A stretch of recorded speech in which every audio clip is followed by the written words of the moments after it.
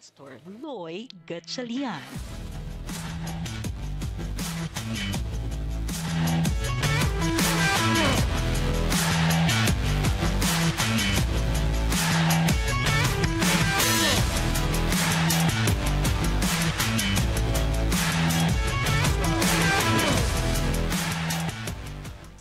Ngayon po, higit kailanman, may malaki po tayong responsibilidad na dalhin po talaga ang gospel sa higit na mas marami pong tao. Mas marami pong tao ngayon ang naghihintay na bahaginan natin ng pag-ibig ng Diyos. Ang kagandahan lang po, marami na rin po tayo na aware na kailangan po talaga natin itong gawin. Hindi po kaya ng Life Church. Hindi po kaya ng church namin. Kailangan po natin, lahat tayong mga Kristiyano, na magtulungan at magkaroon ng ownership sa task na ito. Hindi pwedeng titingin lang po tayo kung sino ang gagawa. Hindi po tayo pwedeng tumingin, sino lang po ang mag-uumpisa. Hindi ko po maasahan yung hindi nakakarinig, pero lahat po tayo na narito ngayon, we have a task and responsibility to fulfill the Great Commission. Father God, thank you so much. Panginoon, napakarami na naming narinig, sobrang sulit na po. Sobrang ito na ho yung kailangan namin. But Father God, Holy Spirit, we ask for your guidance. Magkikinig po kami, O God, pero speak to us individually. Lalo na yung mga churches and mga outreaches na narito, Panginoon. Ngayon pa lamang, O God, thank you sa mga speakers na ginamit mo. Thank you, O God, sa opportunity na binibigay ng Life Church na even kami, Panginoon, ay tunay na ma-empower, O God. Panginoon, whatever we achieve sa huling gabi na ito, we give you all the glory, praises, and honor. In Jesus' name, amen at amen. Mas malakas sa palakpak sa Panginoon, and then makakaupo na po tayo. Thank you, God. Thank you, Jesus. Sobrang nakaka-humble po, si Pastor Melchor Go. Parang gusto ko na lang pong makinig. Sabi ko nga po nung makasabay ko po siya sa airport, Pastor, naririnig ko na po yung pangalan nyo, pero hindi ko pa po kayo nakikita. Mas lalo po palang totoo. Nagkaroon po ako ng pag-asa. Matagal nila kinuha yung high school eh. Ako nagmasteral po 8 years. After ko pong graduate, binago ang curriculum. Kaya wala nang makakakopya po noon. Mga kapatid, nakatuntong tayo sa biyaya ng Diyos, hindi dahil mas magaling po tayo sa inyo. Life Church, kayo dapat ang nagtuturo po sa amin, pero kami po ang binibigyan nyo ng pagkakataon para makapag-share ng gospel. Alam nyo po, lalo ko napapatunayan, ang magagaling, humble po talaga. Ang magagaling, hindi na kailangan ipagsabi at patunayan, pero sobra po kaming aware at manghang-mangha sa ginagawa nyo po. Andito rin po, kasama ko rin po, I would like to welcome lang grupo po ng Alab Kabataan sa panguna ni Pastor JR, na after this, magtatayo ng mga campus outreaches. Andito rin po yung second line ng aming second generation mga outreach leaders na I believe magtatayo din po after this. Hindi pwede po kaming walang gawin after this. Sayang lang po yung pag-attend namin. Ang layo pa ng pinuntahan namin, hindi po ang pinuntahan natin El Nido, Coron, o yung magagandang beaches po, kundi yung word ni God sa buhay po natin. Amen? Kaya nga po, salamat sa mga kasama ko rin pong network dito, sila Pastor Jam ng City Praise, and I would like to acknowledge, may bataan pa tayo na galing po kila Pastor Alan. Thank you so much sa inyo pong pag-attend. Thank you God, thank you Lord. Let me share with you yung sinabi ni God or vision ni God kay Ezekiel na itinuturo niya po sa Israel, na I believe, itinuturo niya rin po sa ating lahat. Sabi po dito, the hand of the Lord was on me, and He brought me out by the Spirit of the Lord and set me in the middle of a valley. It was full of bones. Grabe yung vision ni Ezekiel, po? Sa dami ng pagdadala sa kanya ni God, sa gitna pa ng valley na punong-puno ng buto. Pwede namang Boracay. Pwede namang sa El Nido. Hindi ba mas maganda? Bakit doon sa Valley of Dry Bones? Usually po, pag sinabi nating valley, burdens, problems, pwedeng challenges. May mga bagay at lugar na ipapakita sa iyo ng Panginoon, hindi lang gustong ipakita sa iyo ni God, may gusto siyang gawin mo. Amen? Kaya kung may mga bagay na nakikita tayo at sa iyo ipinakita, sa iyo ipinagagawa yon. Sabihin mo sa katabi mo, sa iyo pinagagawa yon. Verse 2, He led me back and forth among them, and I saw a great many bones on the floor of the valley, bones that were very dry. Hindi lang naman basta pinakita kay Ezekiel eh. Lord, nakakita po ako ng bones, dry bones. Take your time, take your time. Sige, ano pa nakikita mo? Come on. Ano itsura ng mga buto? Ano yung kalagayan nila? Ezekiel, tingnan mong mabuti. Pagmasdan mo, anong nakikita mo? Alam niyo po, maraming bagay sa buhay pinakikita sa atin ng Panginoon para makita natin yung totoong kalagayan ng mundong ginagalawan natin. Tingin po kayo sa akin. Tingnan niyo pong mabuti yung pamilya niyo. Ano po ang sitwasyon? Tingnan niyo pong mabuti kung saan po naroroon ang outreach niyo. Mag-observe po kayo. Tingnan niyo lang mabuti. Wala ka munang gagawin. Just observe. Yung campus niyo po na pinapasukan ng mga estudyante, pagmasdan niyo lang mabuti, titigan mo. Anong meron? Yung government natin, yung community natin. Tingnan nga po yung picture na ito. Hindi ba kailan lang naman talaga nakabalik yung face-to-face? Are you aware kung anong itsura po ng mga estudyante natin? May nagsusumbong po sa akin. Tatay Loy, ang mga estudyante nagwawala after pandemic. Pati teacher nila, binabantaan nila. Pati teacher, binubuli ng mga estudyante. Are you aware? Yun ang nangyayari ho sa campus. Titigan nyo mabuti, titigan po nating mabuti. Ano ang nangyayari sa campus? Wow, Bishop F, Kuya Ancho, 25 years na po ako sa Tondo. Hindi ko pa naikutan yung buong Zone 17 na 11 barangays. Kaya nga nung dumating ang 2021 pandemic, sabi ni God sa akin, kasi tanong ko, Lord, 20 years na kami, ano po ang gusto niyo pong gawin namin as a church? Alam niyo po, sabi ni God po sa atin, bless. Sino po? Hindi lang isang barangay. Tapos na kayo doon eh. At least may 2 barangay na kayo na na-reach out eh. Tingnan niyo po yung mas malaki pa, yung Zone 17. Binubuo ng 11 barangay. I-bless mo sila.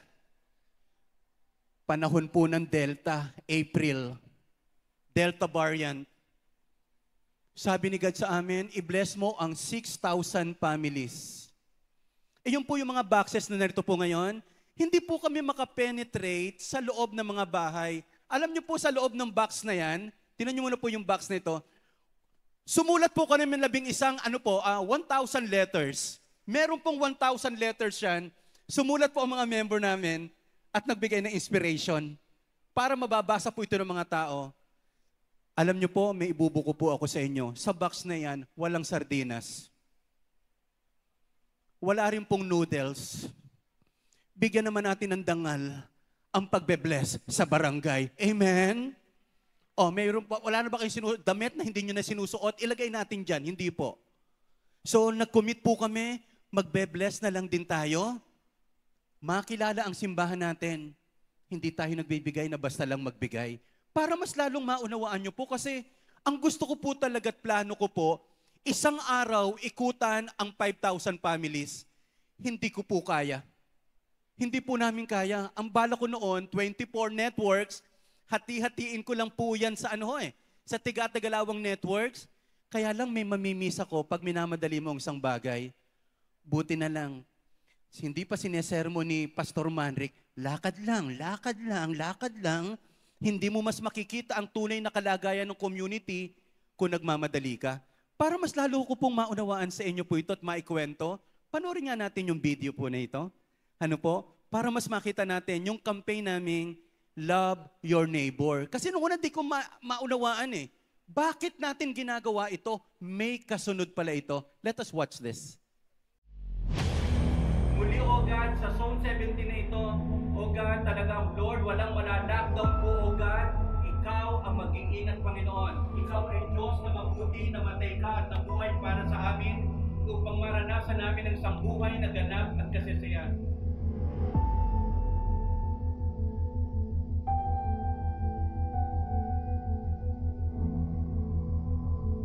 Malaking tulong mo to dahil nadugtungan na naman ang buhay ko. Kaya kung meron man dito na natatakot, ibinibigay namin sa iyo ang aming takot, ibinibigay namin sa iyo ang aming pag-aalala, at tinatanggap namin ang kapayapaan mula sa Diyos. Tinatanggap namin ang pag-iingat na galing sa aming Panginoong Yesus. Yung mga biyaya binibigay sa akin na galing sa mga katulad ng binigay nyo ngayon. Malaking tulong ko sa ko yan. Pagpalain kayo ng Diyos at ingatan kayo. Paliwanagin ng Panginoon ang kanyang mukha sa inyo at mahabag sa inyo. Nailingap ng Panginoon ang kanyang mukha sa inyo at bigyan kayo ng kapayapaan, ang mayamang pag-iingat, pagliligtas, pagsama ng Diyos, ang inyong maranasan sa pangalan ng Ama, ng Anak at ng Espiritu Santo. Amen.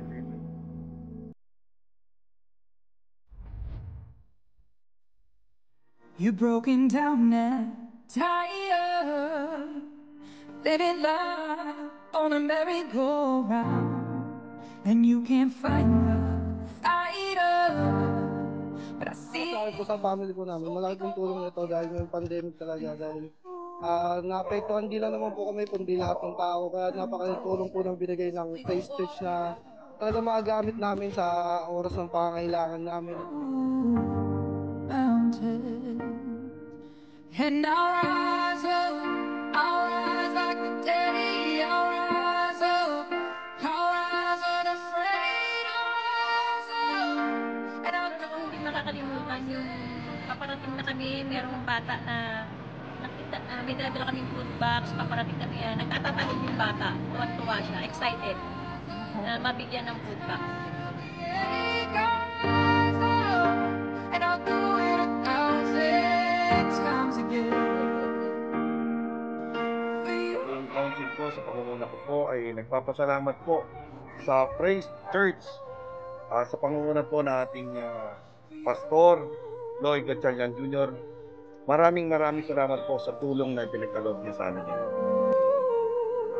Anumang bagyo ang inyong nararanasan sa buhay, kasama ninyo ang Diyos. Malaki ang Diyos sa anumang problema.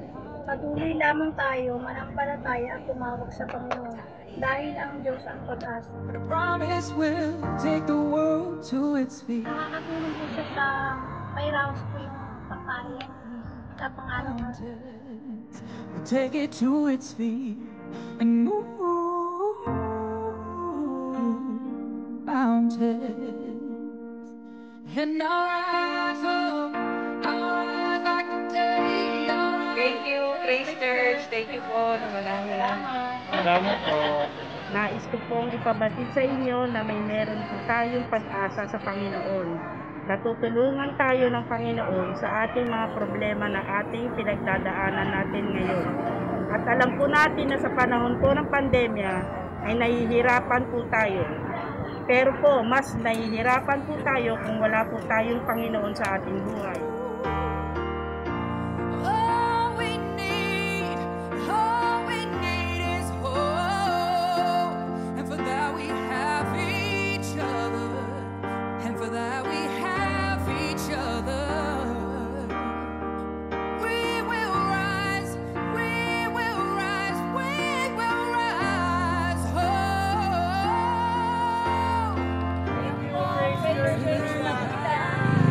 Thank you, Praise Church Manila.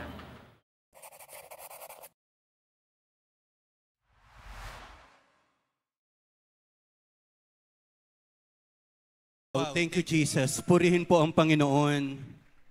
Sabi po ng kaibigan nating Pastor Manric, matatanggap ko na ang simbahan ay pinipintasan. Matatanggap ko na sa simbahan natin maraming nagagalit, pero ang hindi ko matatanggap, ang church natin maging irrelevant. Yung andyan ka pero hindi ka maramdaman. Gusto mo lang tumulong pero wala kang ginagawa. It's about time. Hindi lang ito about emotion. Kailangan may gawin tayo sa Panginoon. Amen? Malakas na palakpak, ibigay natin sa Diyos. Habang nag-iikot po kami sa mga barangays, 25 years na ako, hindi ko po alam kung saan nakatira yung mga leaders ko. 25 years na ako sa Tondo. Kaya yung mga pastor natin na puro sa office, labas din po kayo. Hindi nyo po maunawaan ng community. Pag nakita nyo kung saan nakatira yung mga leaders nyo, hindi ka pwedeng hindi mangarap sa kanya eh. Kaya lang, Bishop Pancho, ang hirap. Nakita ko po yung kalagayan ng barangay. Ang tanong ko, paano kaya nanalong barangay chairman to? Biro mo, binabahay-bahay namin. Basta po, ilalagay lang namin dyan, sa bahay po. Alam niyo, ibang barangay po, inuuwi pa sa barangay hall. Sabi ko, ba't niyo po iuuwi? Sa mga pamilya po yan. Mga kapatid, pinoproblema natin minsan yung pinakamataas, pero yung grassroots level, naroon po yung problema. Kaya nga po ngayong barangay election, mangarap po kayo, magkaroon lang tayo ng magaling na chairman, antindi na po ng pwedeng magawa niyan, lalo na maging katuwang po natin, makipag-partner po tayo sa kanila. Amen? Alam niyo yung picture na ito, meron po dyan, may pinasok kami, 17 boxes po ang ibinaba namin. Ano ibig sabihin noon? May 17 pamilya na nakatira. Tinan niyo po ang itsura niyan. Sige, forward po natin.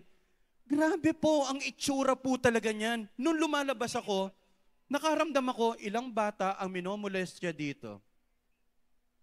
Ilang kababaihan ang inaabuso dito.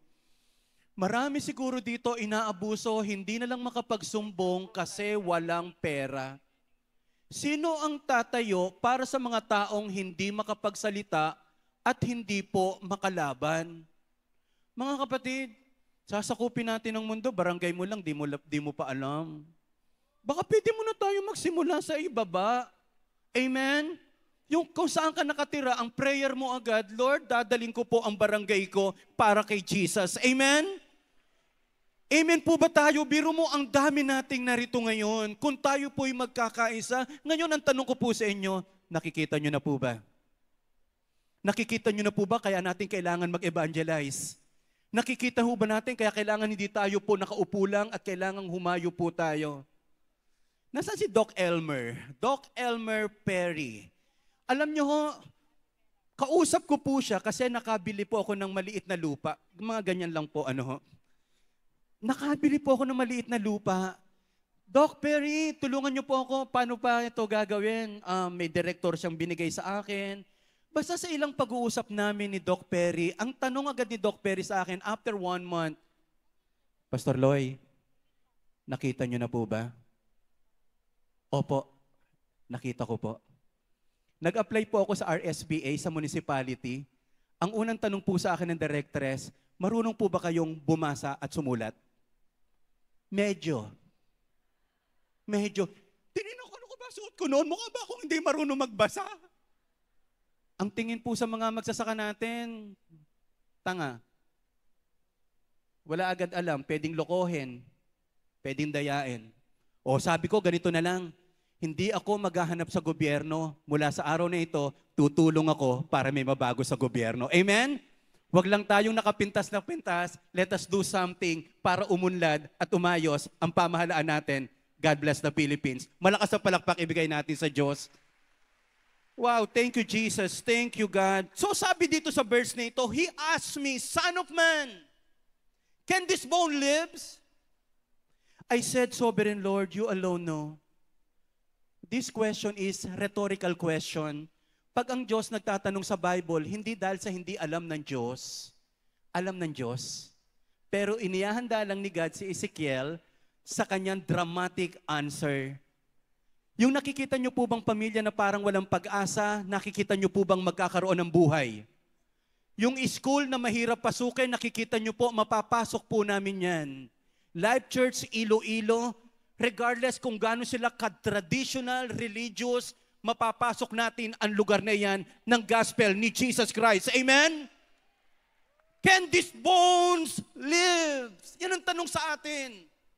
Meron po akong sinasabi po sa marami kanina na sa divided session natin, huwag kang magsasabi ng pangit na hindi mo tatapusin sa maganda. Mahirap po yung lugar namin, pero kayang-kaya ito ng kapangyarihan ng Diyos. Mahirap lang po ang pamilya namin sa ngayon, pero pauularin ng Diyos ang buhay namin. Amen po ba tayo dyan sa mga nasa likuran? So nagkakaunawaan po tayo, kaya bang baguhin talaga ng Diyos ang mundo? Minsan kasi hindi, ganyan talaga yan, ang mundo pabulok ng pabulok. Pabulukin na natin lalo. Mga kapatid, kahit ang mundo pasira ng pasira, hindi tayo tutulong na magsira. Amen? We are here to build people, to build families. Kaya ang sagot dito, yes. Kaya po, pero ang talino lang talaga ni Ezekiel, Panginoon, alam ko, kayang-kaya mo ito. How about this one? Tingnan natin to. Then he said to me, prophesy to these bones and say to them, dry bones, hear the word of God. This is what the sovereign Lord says to these bones, I will make breath enter you, and you will come to life. And then, sabi ho dyan, tingnan pa natin next, I will attach tendons to you and make flesh come upon you and cover you with the skin. I will put breath in you, and you will come to life. Then you will know that I am the Lord. Tingnan niyo po, pwede namang si God naman na magsabi lang directly, kaya niya na pong buhayin yung bones. Pero sabi pa kay Ezekiel, Ezekiel, sabihin mo, prophesy to these bones. Prophesy the word of the Lord. Meron pong itinuturo sa ating lahat, bago po tayo umalis sa gabing ito, dapat marunong tayo magsalita. Sabihin nyo nga po natin lahat, sabihin mo. Hindi pwedeng may maganda tayong balita, hindi natin sinasabi. Ang ganda-ganda ng naranasan natin dito, pagkatapos ayaw mo sabihin sa iba. Kaya pag pumupunta po kami dito sa Life Church, hindi po pwede po akong walang kasamang iba. Kailangan po may kasama tayong ma-immerse kasi alam nyo, pag natulungan nyo po yung pastor, parang nyo natulungan ng buong simbahan. Kaya mga kapatid, ako na po ang maglalako. Punta po ulit tayo sa Life Church kahit hindi tayo ini-invite. Amen? O sabihin mo sa katabi nyo po, binolunteer ko na sarili ko. Wow, thank you Jesus. Okay, verse 7. So I prophesied as I was commanded, and I was prophesying, there was a noise, a rattling sound, and the bones came together, bone to bone. Nagsasalita pa lang, may nangyayari na. May nangyayari na. Sabi natin lahat, may nangyayari na. Ito po ang challenge ko po sa inyo, maniwala po kayo, every time we share the word of God, may nangyayari. Dapat maniwala tayong pwede magbago ang tao pong yan. Alam nyo po, nakakagulat yung bones, nagkadikit-dikit. Ilan po sa inyo yung nagpamassage, pinaputok yung leeg nyo, hindi na maikabit? Ano yung tawag paring Alan sa yung pag minamassage ka, yung Cairo? Tama, Cairo, Egypt, ano po?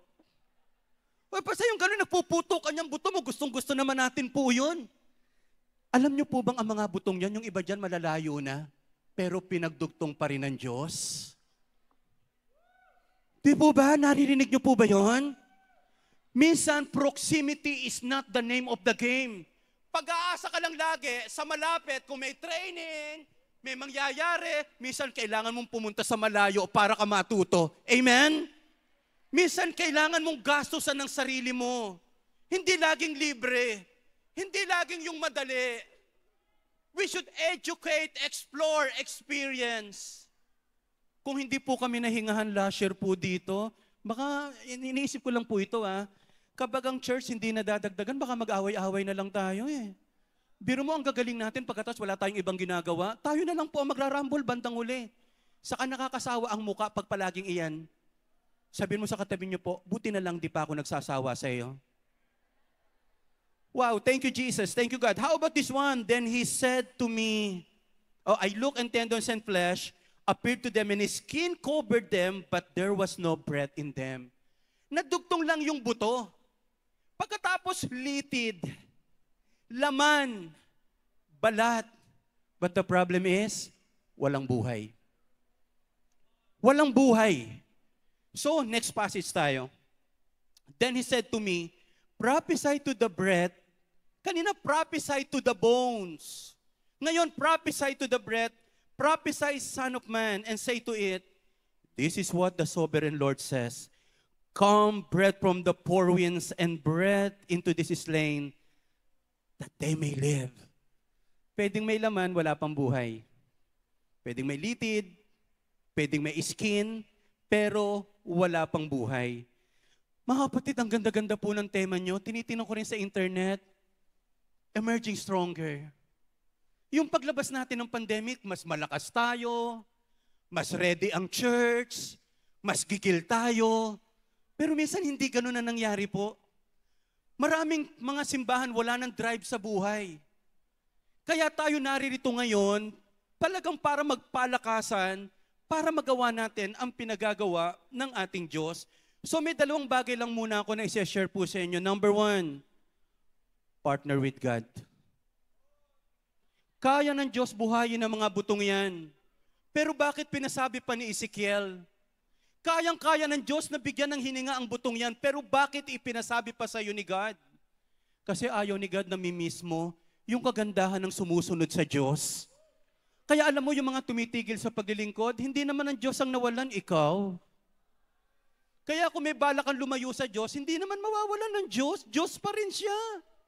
Hindi mapabawasan ang pagka-Diyos ng Diyos. Pero tayo kapag umalis, mamimiss mo. Yung gagawin ng Panginoon, may niluluto ang Diyos. Si Moses, na-miss niya yung hati ng dagat kung hindi ho siya nagbalik loob sa Diyos. Si David, na-miss niya na mapatay niya si Goliath at makita niyang kaya palang manalo kahit maliit lang, basta sumunod sa Diyos. Don't miss the opportunity na maging kapartner tayo ni God. Kasi ang ganda-ganda po para po sa iyo to. Kung hindi ka sumunod, ikaw ang mawawalan. So sabihin sa katabi niyo po, makipag-partner ka na. So partner with God. God wants you to participate. Kung gusto natin ng revival, kung gusto natin ng pagbabago, makialam ka. Mag-participate ka. Kailangan nating kumilos. O sa lahat po na gusto mag-participate, malakas naman na palakpak ibigay natin sa Panginoon. Then number 2, prophesy to the people. Prophesy to the people. Maging bukang bibig natin si Jesus. When was the last time you shared the Word of God? When was the last time you boldly share and witness, yung mga taong ito ng gospel ni Jesus Christ? Alam niyo po, ang salita ng Diyos punong-puno ng buhay. Ano yung ating ipaprophesy po talaga dyan? Prophesy that there is life and hope in Jesus. Yung kaya natin sabihin, alam niyo po ate, kahit ang yaman niyo po, kung wala po si Jesus sa buhay niyo, walang pag-asa. Wala rin pupuntan kahit matalino ka, pag wala po si Jesus, wala po yung buhay natin. Mga kapatid, Jesus, siya pa rin ang totoong pinagmumulan ng buhay. Siya pa rin ang totoong pinagmumulan ng pag-asa. At nakita ng pandemic na ito, si Jesus lang ang kaya nating lapitan. Mayaman ka man, matalino ka man, there is hope in Jesus. Amen? Wow, thank you Jesus. Thank you Lord. Prophesy to the breath. Mga kapatid, huwag tayong tumigil mag-pray. Every time you pray, tinatanggap natin ang hininga ng Diyos. Every time you share or hear the Word of God, tinatanggap natin ang salita ng Diyos. At kapag nanalangin ka, nagbasa ng Bible, may hininga ka ng buhay na pwedeng ipasa sa iba. Amen? Ang laki ng ginagampanan mo. Kapag nagte-testify po si Pastor Mel, paano kung hindi nakakilala si Kuya Ancho? Impyerno, ang daming nasa impyerno ngayon. Hindi po ba? Alam niyo po, yung katabi mo na yan, yung kasama mo na yan, threat yan sa kadiliman. Ayaw ng demonyong makakilala yan. Ayaw ng demonyo na magsuko yan ng buhay sa Panginoon. Ayaw ng devil na mag-participate yan. Wow, thank you Jesus. So ano mangyayari kapag nakipag-partner tayo sa Lord? Mabilis lang ito 3 bagay ito. 3 bagay. Pag tayo nag-prophesy, merong mga taong mabubuhayan ng pag-asa. Ang problem ko lang po sa atin dito po, sa marami, kahit tayo mga leader, this conference, nabuhayan ka naman ng pag-asa eh. Right? Nabuhayan ka ng pag-asa pero hindi ibig sabihin malakas ka na. Kaya una, ito munang gagawin ng Panginoon. Bubuhayin muna niya yung pag-asa mo. There is hope. There is life. There is power in the name of Jesus. Amen? O pangalawang gagawin sa'yo ni God. Pangalawa, manunumbalik ang lakas mo. Kasi buhay ka nga, kaya lang hanggang ngayon, in pain ka ba din, kaya ka hindi makatayo. Marami sa atin dito na offend, hindi makatayo. Alam niyo ang problema ng mga Kristiyano, kaya po hindi tayo makakapunta sa laban? Sarili natin. Alam niyo po, hindi ko naman sinasabi to para sabing mature na tayo. Marami pa rin po akong kaimaturan. Pero hindi natin pinabayaan ang gawain ng Panginoon. Kahit nasasaktan tayo, tumatayo pa rin tayo. Katulad ni Pastor Rich, alam ko po ang kwento niyan. Pero nakita niyo naman ang bunga. May ginagawa ang Diyos. Maaring dito nasasaktan ka eh. Pinagmamature ka pa ni God eh. Hindi ba ang hirap tumayo pag hindi ka pa mature masyado? Lahat na lang ay ibang taong may problema. Yung sarili mo hindi mo nakikita. Sa oras na ito, panunumbalikin ng Diyos ang lakas mo. Kasi mas mature ka na ngayon. Mas matalino ka na ngayon. Mas malakas ka na ngayon. Mas makakaharap ka na ngayon sa laban.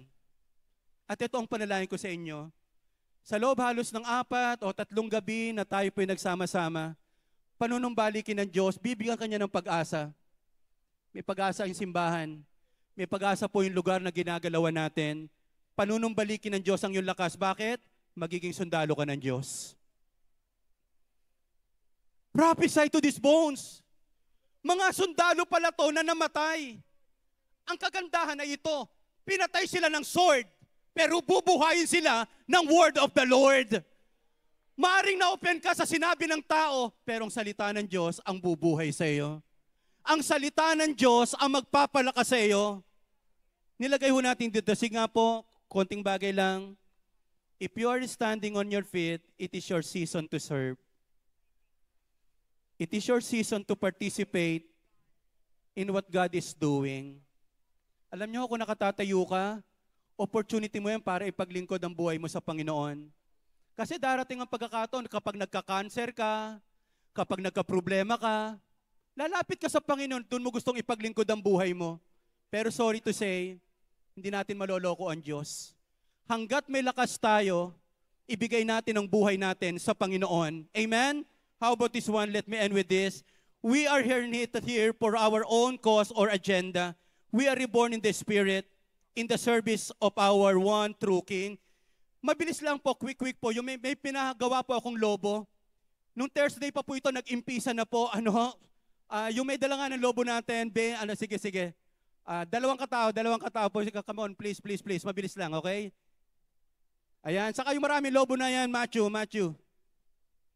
Tayo-tayo po kayo. Hindi po dahil sa magbe-birthday tayo, ha? Matthew, dito ka, anak. Di ba lumilipad? Dito ka muna, anak. Etong mga lobo pong ito, kumakatawan sa ating mga personal agenda.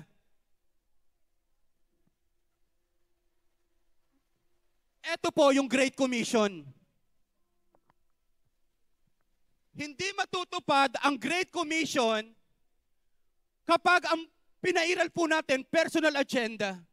Hindi ko po ito alam, Bishop, pero kung isa-set aside natin, di po bang ganda ng kwento? Hindi na ito about denomination. Hindi na ito about evangelical ka ba o Pentecostal. Ang issue ho natin, pwede ba nating iset ang personal agenda natin? Kasi po ang problema natin, itong Great Commission, mawawala po ito pag pansarili lang po natin ang inintindi natin. Amen? Pero kung ito mga personal agenda na ito ay mawawala po ang Great Commission, focus natin, may malaking mangyayari. Amen? Hallelujah. Bernie, lumilipad pa ba yan? Come on, kayong dalawa. Hindi pa po ako pastor. 33 years ago, youth po ako na katulad nyo. Ang hiling ko po, sumulat po kami sa lobo ng mga prayer requests. Ang inilagay ko po, hindi po yumaman, kahit mahirap po ako, hindi magkalupa, magkasasakyan. Ang inilagay ko po, daughter church. Hindi po talaga nais ko magpastor, gusto ko maging missionary. Kaya yung time na yon pinalipad namin. At dito sa Life Church Palawan, dito ko po uling paliliparin ang lobo. From one daughter church, 100 churches po, gusto ko pong makita na dininig ng ating Panginoon. Meron po ba akong kausap ngayon dito na nagsasabing, hindi ako papayag na hindi mag-participate? Yung lahat ng magpa-participate, stand on your feet. Let the breath of life came to you. Receive the breath of life. O again ha, kung meron ho dito magpa-participate ngayon in world evangelization, before you do that, receive the breath of life. Kasi marami sa atin dito, nag-church ka na lang pero wala ka ng drive. Marami dito, umaten ka na lang pero walang gustong gawin sa Panginoon. If you can stand on your feet, it is the season for you to serve. To become part of the world evangelization. Kung kayo po yon at ikaw ay mighty army of God, inilagay natin dyan, hindi ka buto, ikaw ay sundalo. Amen? So kung ikaw po yon, mabilis lamang po, please come forward and let me pray for you right now. Come on, come on, come on, come on.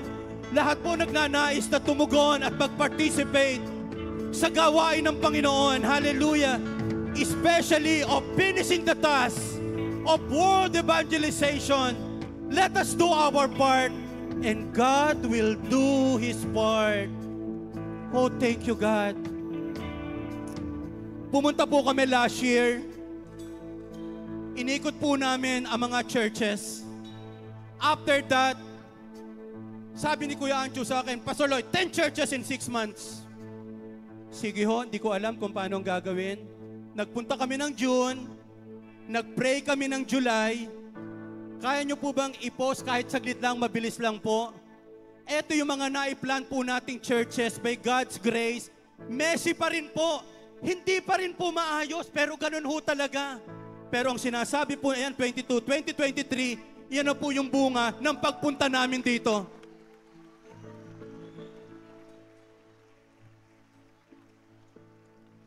Tingin po kayo sa akin. Minsan nangihinayang din po ako sa church kapag nakaupo lang. Dapat may pinupuntahan ng church yun eh. Bakit ayaw mong i-release? Bakit ayaw mong i-unleash? Bakit ayaw nating i-send? Katulad ba tayo ni Ezekiel? Send me so I can prophesy to the bones. Send me so I can prophesy to our family.